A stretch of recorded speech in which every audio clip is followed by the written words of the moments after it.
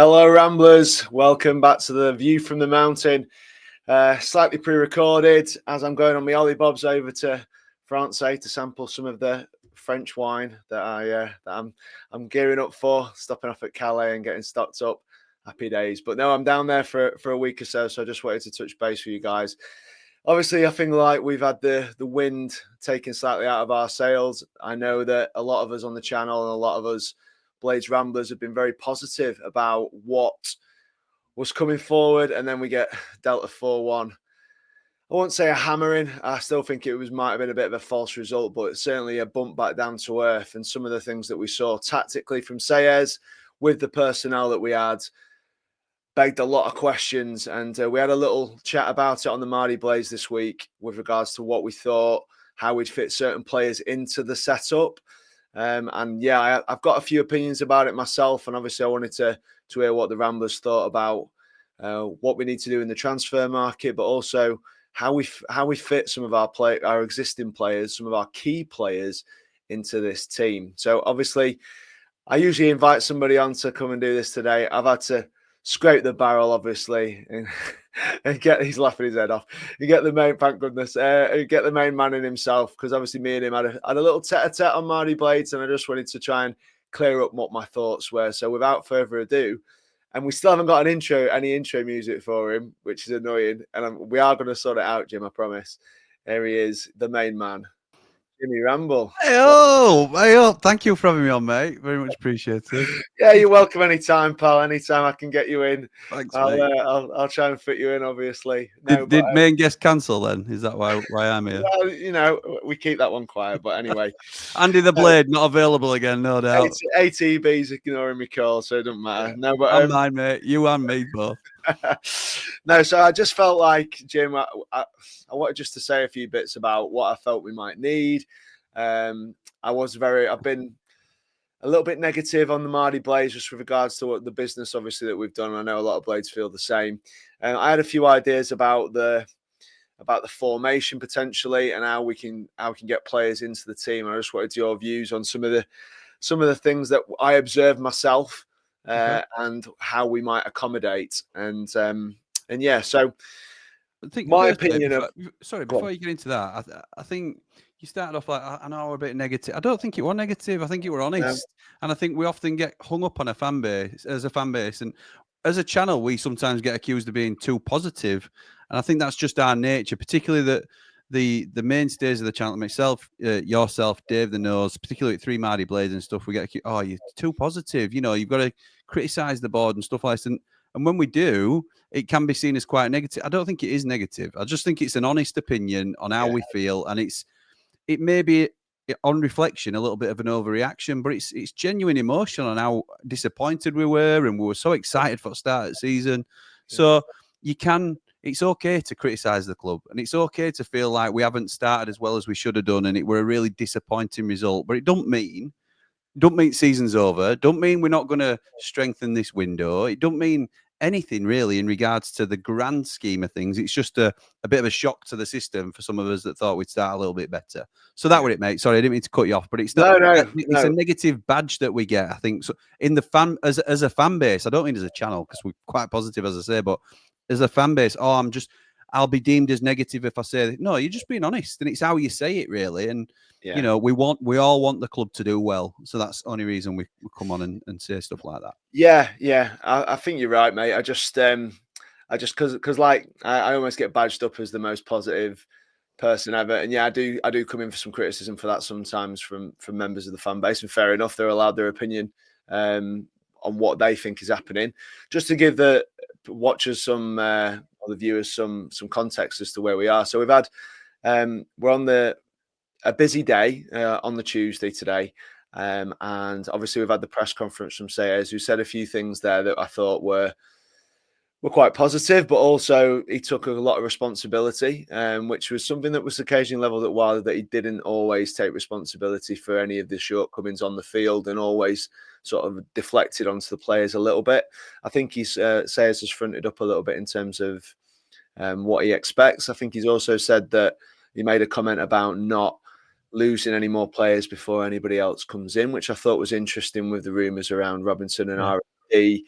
who we think, as a fan base, certainly as a channel, I feel like we think that they might be. Certainly R&D isn't quite the level. And Robinson, if he's been told he's not first choice, it might be better for him to be down the road. I'd happily have him as a backup centre half. I would. Yeah. I think his ego won't allow that to happen, and I feel like that's probably what's in play at the minute. I think the sooner he goes, the better. And if he's going and It's he's a bad egg for not being in the side. Yeah. I think it's quick business. It would be good business in this instance. But with that, you need some players coming in. So one of my observations from the weekend was that I felt like I dug out Burrows and Sariki a little bit because, and I don't know whether that was their choice, whether they were just following orders in terms of where their positioning should be on the field. But I wasn't very comfortable with them in their position doing good defending because I didn't see a lot of good defending from either of them. And whether that was because they weren't in the right position to do that, and whether that was instructions or whether that's their instinct and that's what, that's where they go and that's what they do. And I know it's been leveled at Sariki before as well. Yeah. So I spoke to you about some formation issues. Now, are we? Oh, the Christmas tree. Christmas tree. I didn't really Christmas tree. Yeah, for me, a Christmas tree starts like this. Diamond tree. Yeah. That's fine. But I also thought I wasn't really doing myself justice in explaining what I thought there, because I know that wasn't necessarily about discussing formations and what have you.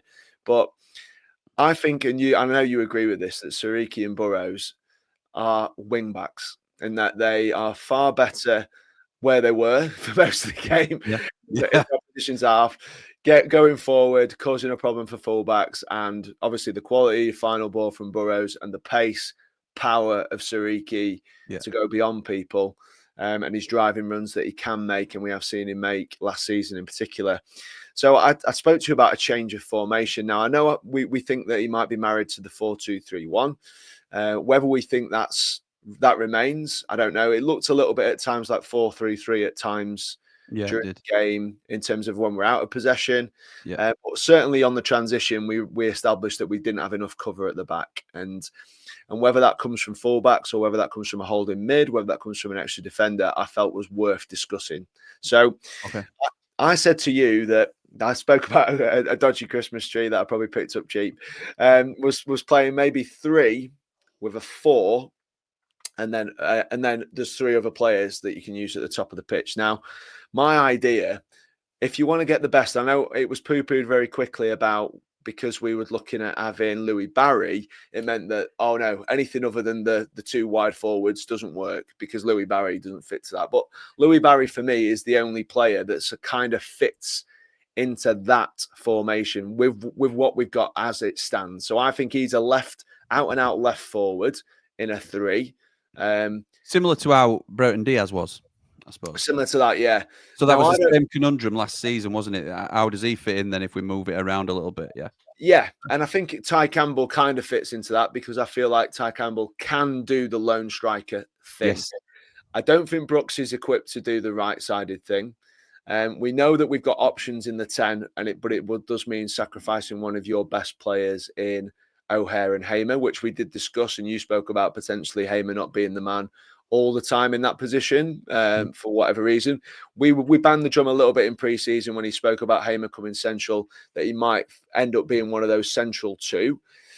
We've seen it in action, and I think there was an agreement from yourself that Hamer was lacking the discipline potentially to stay in that position and to do the work that's required if you're going to play 2 slightly deeper or those 2 midfielders protecting the back 4. Now, if you're going to play 2 full back, wing back, flying wingers, however Sayers wants to deploy those players, and you're going to play 2 centre halves, and you're going to then play them 2 in the middle, that I think that was exposed quite heavily at the weekend.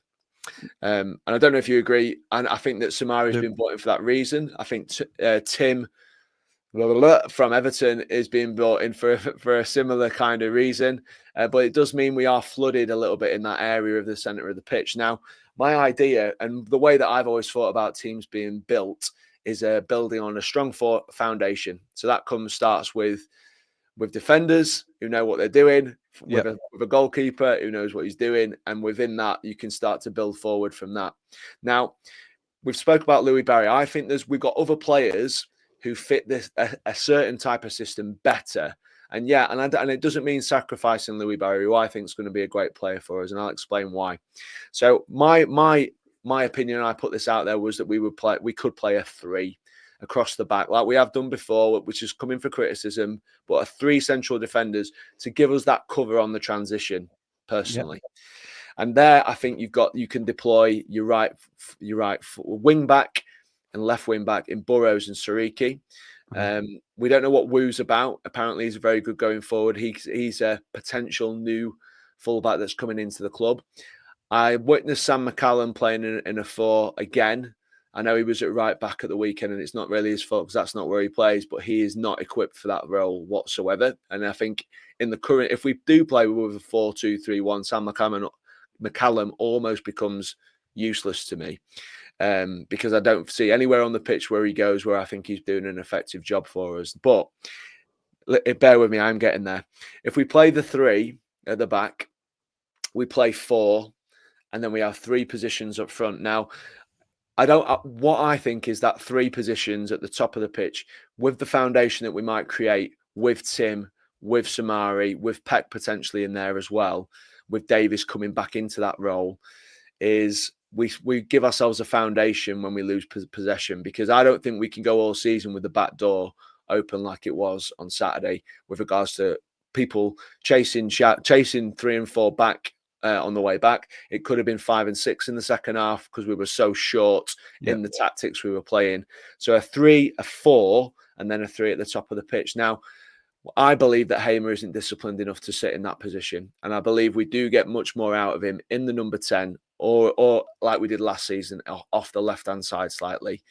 I think in that number 10, I think there's a combination there of players that we could play, and I just want you to hear this out and see what you say. So with those 3, I think you can have a 10 and 2. So you might go 10 in Hamer, and you might go Cannon and Campbell at the top of the pitch, because I think Cannon needs a striker to play with him. Yeah, I agree. So that's Barry and O'Hare out the side, isn't it? Barry and O'Hare off the bench, yeah. Okay. You then got the option of going 3 across the top, where you put Barry at the top of the pitch. You then have you might play Barry and Campbell, for example, as a left and right-sided forward with Hamer or O'Hare in behind. I think you could play Cannon slightly off the right, but not the extreme right that we saw on Saturday, where they were both kind of hugging the touchline. Him and One were kind of hugging the touchline on that side. Well, that's what Stariki's there to do, isn't it, now, in that formation? Yeah, exactly. And I don't think that suits either of them, personally, because they both look completely lost in those wide areas as well. You could also do what I described as the Christmas tree quite badly, where you could put O'Hare and Hamer and Campbell, O'Hare and Hamer in the 2 10s, and then Campbell ahead of them, which I think blends itself to the goal that we scored in terms of the type of interplay that we might be able to get ourselves on. And you almost say to Hamer, you can drift into areas to go and get yourself on the half turn on the ball, which I think could work. And obviously, with Brooks, I think Brooks could potentially do some different roles, because I think up at the top of the pitch on that right-hand side, he has looked really lost recently. He could either be the right hand coming in for Sariki on occasion if required. I think he could do that job potentially on the left or the right, maybe. I also remember the time when he was playing in the centre of midfield, and he might be deployed in there for certain occasions if needed as cover. But for me, Brooks isn't looking quite the level, or quite showing us the level that I need to see him as a first 11 sort of player. But what I mean by that 3 then, Jim, is just for your opinion: 1 and 2, 2 and 1, a 3, a 2 wide and 1 through the centre slightly. What do you reckon? Am I just, because I think we've got 6 players, or 5 certainly, who are in consideration in O'Hare, Hamer, Barry, and Campbell, which I think most of the fan base would agree are the 4 that we want on the pitch. Yeah, most of us want them on at some point. We can't get all 4 on with any of those formations, can we? No, and I think that's okay. I think that's okay, because if you've got somebody on the bench, or a couple of game changers in One and potentially Cannon, or potentially Barry coming off the bench, that makes a big difference to this team. I think that those 6 could be for our 3 positions, but I don't know what you thought about it. So I like it. Is my ultimate answer in a lot of ways. But top of the pitch isn't our issue. What we're trying to do there is squeeze in our best forward players to different formations or similar formations with a different sort of configuration at the top, just because we're so poor defensively. And we also have Burrows and Sariki who are better, we feel, further forward than the traditional fullback role. So we are sacrificing players like Louis Barry in his better position for players that we probably deem aren't. Burrows, I think we all acknowledge he's a very good player, and we want him to be our left back or left wing back for years to come, because there's certainly potential in there. And he had a very good season last year overall. But there is still a little bit of work to do, particularly on the defensive side of his game. Sariki, I think, is a lot more obviously raw than Burrows, but there is still clear talent going forward. And both of them are seen to be a real attacking presence. So I get the wing back thing, and I do agree that I think the best as wing backs. I don't think we're going to do it. That's the problem. I'm not saying I disagree with the formation in principle. You could have the 3 central defenders, which gives you that cover when you are doing the high press and sort of vertical attacking that he talks about. You would need to have, as you've discussed, really, 2 really strong central midfielders in there. So you're talking Samari and Tim potentially, which means Sidi Peck comes out the side as well. Can Ollie Arblaster squeeze in that team? Probably, yeah, he does. When he's fully fit, he probably gets in alongside Tim, maybe. But then that's Sidi Peck out on a limb. I understand that. And to be at the top end of the table, we want to have quality in depth, and that certainly is quality in depth. We're then going to be benching one of O'Hare, Barry, Hamer, which we sacrificed for the formation, and I understand it. They come on as a really strong finisher, as you've called them before.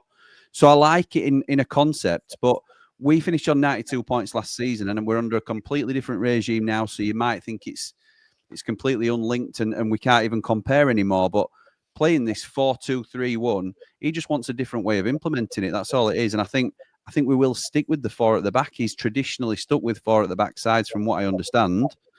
And I don't see it changing. I think we are vulnerable because of the personnel we've got in defence.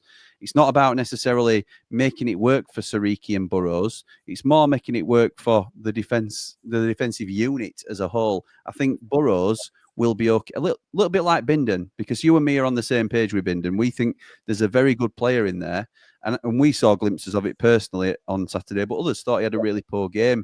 And I think that's because he was exposed an awful lot in terms of his defensive partners around him. Sariki was nowhere to be seen half the time because, to be fair to Sariki, he'd likely been instructed to get as far forward as he could and join the attack. But that then leaves Bindon exposed on the counter. And with somebody a little bit more experienced at right back, or if this Wu is more of a seasoned right back than Sariki is, more defensively minded, maybe you've got a little bit more of an understanding. If you get a quality centre back in alongside not only Bindon but also Burrows, you saw with Harry Souttar how much more solid Alfie Gilchrist, Harrison Burrows looked with that experienced head. And we talked about it on 3MB, that experience doesn't mean you have to be 32, 33 and have lived your career in the Prem and the Championship. It might be somebody like Harry Souttar, who is a dominant force, a big personality that's played at the level and is comfortable at the level, but he's also brings those leadership qualities, which I think we've lacked. So I don't think we'll do it, is the answer to your question, because I like it as a formation. I like the fact that we are adaptable, and I think any successful team has to be adaptable, but I think it's very idealistic at the minute when we are trying to. We haven't even built a starting 11 yet, and we're looking at ways we can interchange our best players in a different formation to what we've been playing all pre-season. So I do think there's a little bit of wasted energy in formation changes at the moment when we haven't nailed plan A. So I love having a plan B and a plan C, and I think ultimately we will have the manager. And I do believe this, that we'll be able to do that in the long term. And it's up to him to prove that in terms of us being flexible and adaptable, like he's talked about in game. But I think ultimately we have to build the foundation on a 4 at the back, whether we like it or not, because we certainly haven't got the personnel to successfully do it at the moment. We've got to hope that comes in the window. And then it'll be built on those. It'll be built on the 4-2-3-1. I'm confident it will. And the two in midfield can't get overlooked. I know as we record, he's just done his press conference and we've done a hot off the presser. And he concerned me by saying it wasn't a defensive thing, it was a transitional thing. Well, for me, they're one in the same and they're intertwined. So it's your transitional movement into defence. our centre midfield were non-existent. But we know why he's done that, because Yeah, you of course we do. alluded He's to it, protecting his young defence. He is, absolutely, and he should do that. But we're not naive to the fact that in that centre midfield we need at least one ball winner, at least one. And if you are going to be so forward thinking in terms of letting the shackles off Barry and maybe Hamer further forward, I know, say you have O'Hare that drifts out onto the right. I don't like it, but just for example, you've got Hamer in the 10, O'Hare on the right, and Barry on the left. 3 Mavericks to a degree. You need that defensive solidarity in front of those back 4, because if we don't, if it's going to be another City Peck thing where Peck's left on his own as Hamer drifts, then we're in big trouble. There's so much to do, isn't there, before the close of the window. I think that as a principle, I think you are correct. I think he will stick to his guns, and I think that's the way that we're going to go, and it is the way that most teams play now. And we spoke about it before when we were doing other things, that 4-2-3-1. Everyone plays that in the Premier League. That's how we should go in as well. I personally don't think we've got the personnel for that, so I think that we've probably got Louis Barry, who fits into this idea. I think we've got Gus Hamer and O'Hare, who are our 10s, obviously, and we've got Tyrese who works. I think there's a big gap over there on the right hand side. Yeah, and, no legit right winger. No, nothing there at all. And for me personally, I do have reservations at this point about, and I'm yet to be convinced with Burrows and Sariki as fullbacks in this team. Now, it may be that you, with the new being the new Woo, not you, Jim, but Woo might be a more rounded, accomplished right back, and may, act more on his defensive instinct than perhaps what the manager tells him to, which might be a nice thing to see as well. But again, what you're after there, and what we've said we're after, is a combination of things for that other centre half. We're looking at a bit of a unicorn, aren't we? Because we're looking at a guy who's got pace. We're looking at a guy who is a dominant defender. We're looking at someone with experience and leadership. We're trying to with that. If we're going with Bindon, which I think we should be, because I think he's good. I think this player is a bit of a unicorn in that does it even exist? Because that's why I like the Godfrey shout. And don't get me wrong, I know people are slightly against it, particularly for his wages, but also his lack of game time as well. And I understand people's reservations with it. But if you're looking at the attributes we need in this side, he has been there, done it. He's got promoted out of this league. He has he's played in the Premier League. For Everton, he hasn't played much in recent years. He didn't get in the Ipswich side in front of Jacob Greaves or Darragh O'Shea. He's now not playing at Atlanta in Serie A, but those levels are significantly higher than the Championship, playing week in, week out. He is quick. He is athletic. He can potentially, I don't know him as a character, but he could potentially, with the experience he has in his career, prove to be a leader for that young defensive line. But ultimately, it's the legs and the athleticism that he's got as a defender. Not only an accomplished defender, but it's the athleticism that he brings to the side. So if we are playing on the halfway line and we need somebody, and we get spun, ball goes over our head, and we need somebody to turn and go, we need somebody that can match that striker running through and do what Anel was doing for us. I know Anel was hot and cold for us, but it was always a safe bet to at least be a covering run for a defender from that breakaway attack. And we need that, because we've talked about, me and you like Ben Mee, for example, because we talk about the experience that we need in the back line, and such a young team, not only the back line, but also the dressing room as well. We've got a very young squad at the moment. Jack Robinson looks like he's going to move on, may have already gone by the time this has been released. But if Ben Mee's in this side, we can't play a high line, because he's what, 37, 38, something like that. Might be a touch younger, might be a touch, I don't know, to be honest. But he's going to be spun and beaten in a foot race. So he doesn't necessarily fit. I think he'd be a great figurehead to have around the place. If you went with a 3, he's ideal for your middle of the 3, isn't he? But I think we have to be mindful of what this team playing this style needs. So I'm not saying Ben Godfrey is the best option for us. I'm saying maybe for this way that Sayers is talking about playing, he fits the mold of what we're after.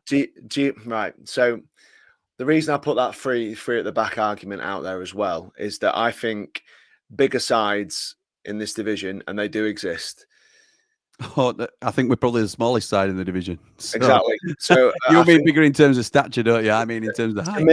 To me, right.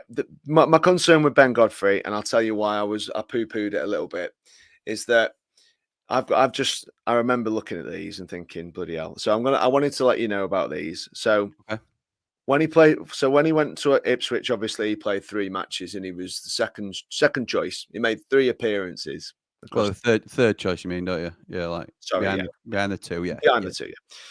He played 1 match in Serie A for Atalanta.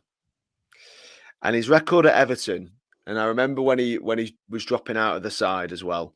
So 23-24, 15 games, 22-23, 13 games, 23 matches, 21-22, and 31 in 2021. So he sort of got in there. And then he's been slowly eased out of the 11, used as backup at Everton. Yeah, I know it's a different level, but he hasn't put together a decent string of matches for at least, well, you could argue 31 games is acceptable. 2021, so that's nearly five years now. So that's a concern for me, in that I think we're asking a lot of things of him in terms of, pace, great. I agree with you. I've seen him play. I know he's fast. I know he is. But when I saw him play for Ipswich, and I did see him play, I remember watching a game on Sky with Godfrey at the back. Excuse me, I've just got a frog in my throat. I'm watching him with Ipswich. He just didn't look up to it. He just didn't look ready. He didn't look the level. And I just worry about whether he's going to be another. He's played less games than Holding for Crystal Palace, and that was a big concern. And he didn't end up playing many games for us.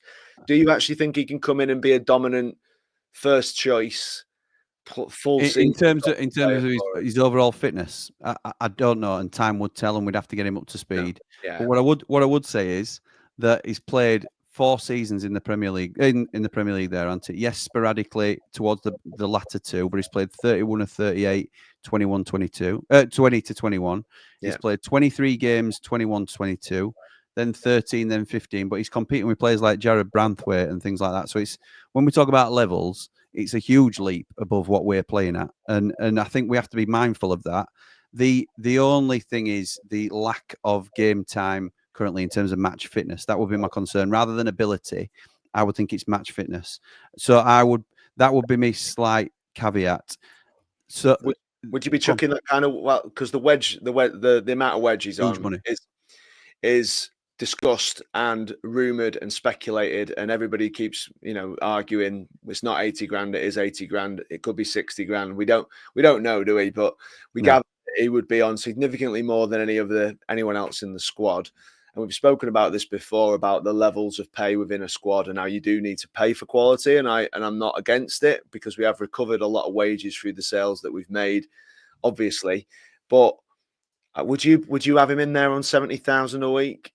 Would you, if I know if other things didn't happen and it became a lastminute.com decision, would you go and smash 70 grand a week on him? I think beggars can't be choosers, and ultimately what you're doing there is you're swapping Kiefer Moore and Ryan Brewster for a season of Ben Godfrey, aren't you? And if you believe that's an improvement to the side, then you potentially make it. I don't mind working with less players and leveling them up, but sometimes you're going to have to pay for those players. What I don't want is unrest in the dressing room. I don't think there will be, because it's not the club that's giving that contract out. It's us covering someone else's wages. And it's worst case scenario that we'd have to cover all his wages. I know that's been the report as well. But I think this is where you have to make the tough decisions. If you're on 30 grand a week, I think it's a no-brainer that he's the one that we go for on loan, rather than pay potentially 8 to 10 million for Charlie Hughes, who I don't think will go to that sort of amount, if I'm honest. I think he's a better player than Chris Mepham. I think Chris Mepham should be an option we're looking at. He hasn't been linked to the club at time we're recording. There's no official links to the club from Mepham, but can Mepham turn and run back with defense? We thought Tyler Binden would be all right about it, and I think he got caught out a couple of times. You've got to be fast. You've got to be fast to be able to stand on the halfway line and turn and sprint and keep up with that forward man. So it's a huge requirement, and it needs to. We want a leader as well, so there's all sorts of things to consider, and I'm not sure.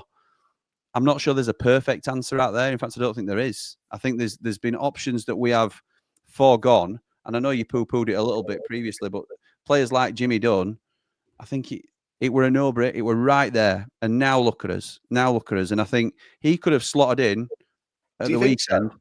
Do you think, mate? Do you think Jimmy Dunn is equipped for the system that we're trying to play? Because I tell you what I think. I think if we'd have signed Jimmy Dunn on a free transfer, Jack Robinson would be down road already now because we'd have had that replacement that we needed. Because I know he's a right back at the moment, but he can also play centre half. He would have shuffled across. He'd have played right centre half. Bindon would have played left centre half like he did at Reading, and we'd have been a lot more solid along that back line. Whether we'd have been able to cope sitting on halfway line is a different question. But I'm a lot more comfortable with that than I am with what we put out on the opening day. One of a plus point for Godfrey is that he played right back, didn't he, for Everton at times as well? Yeah, he can play across the back. To be honest, I think he's played left back on the odd occasion as well. So that were in his younger days when he was a little bit more adaptable. But I've no doubt that he can drop in at right back. What a brilliant problem to have if we had two towering centre halves and then Godfrey were your right back. But ultimately, bring him in for your centre half problem at the minute, and then we'll worry about that later. But obviously, that shows the athleticism that he's got. Playing at fullback, you have to be able to get up and down, and he's been able to prove that in his career as well. So I really like it as a shout, mate. I was a little worried when I was listening to you earlier, and the penny dropped about the business that we've actually done this year. In that we've got 3 loans in the door. Tim's going to be a loan. Wu might end up looking like the only. If by the end of the week we them 2 in, and it might be that them 2 are the only 2 permanent signings, especially if Godfrey comes, because that's likely to be a loan as well. So I do worry, because we did speak about this, didn't we, about continuity for next season? And do you not think a loan would be better spent on a right winger at this point, like our loan spaces? Because that's where I think we can get those young I do. players from the top clubs. Yeah, I do. Envisage smashing all our loans on centre backs. I'll be honest. I do, but again, beggars can't be choosers, can they? And I think that's probably something against Godfrey, in so much as we need a right winger, and they are more expensive than a traditional centre half are to get in. So I think we'll likely pip for a right winger, and if Tim comes in, that's the loan. And that was the conundrum between Tim and Godfrey, really. So that's the thing that's going against Godfrey, is that we might end up with a permanent centre half. But who knows, mate? Who knows at the minute which way we're going to go? It's so unpredictable, and we just got to keep his fingers crossed that these signings come in thick and fast, because we need them. We need them, don't we? Do you think this board owes us something now? Because I don't see how you can shed another 2, which it looks like it might happen this week in R&D and Robinson, 2 permanent players off the wage structure, and on top of the ones we've already sold, and getting rid of 5 perms and bringing in another load of loans doesn't feel like a great foundation moving forward. Absolutely, they do, but I think they will say judges at the end of the window, and that's what we'll ultimately do. But it's just while we're going through this painful period of being threadbare during, particularly when we're now playing competitive games, that's when it feels the worst. So we'll wait and see, because if we're a lot stronger come 1st of September, if we've got 3 permanent signings and 2 more loans, and we're all really happy with them, then the picture will look different going forward. Yeah. But at the moment, as it stands, we're in limbo, and because there's no track record of this ownership, we don't know where we're going to end up. So it's tough, mate, but we're blades out where we're used to it. Should we all fire on the tactical chat until he's got the players that he needs to actually try and actually execute it properly? I think so. I think that's a good 3MB to have. But also, Jim, again, and we said this as well, if you haven't got the players to do it, you shouldn't be doing it.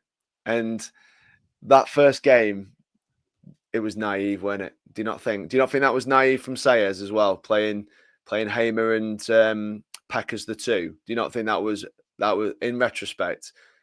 And telling the fullbacks to do that, was that not naive with R&D? I think everybody's got to take some collective responsibility for that. I think he's expected too much of the players in a complete 180 of how we originally play. Yes, it's the same formation, but it's a completely different style.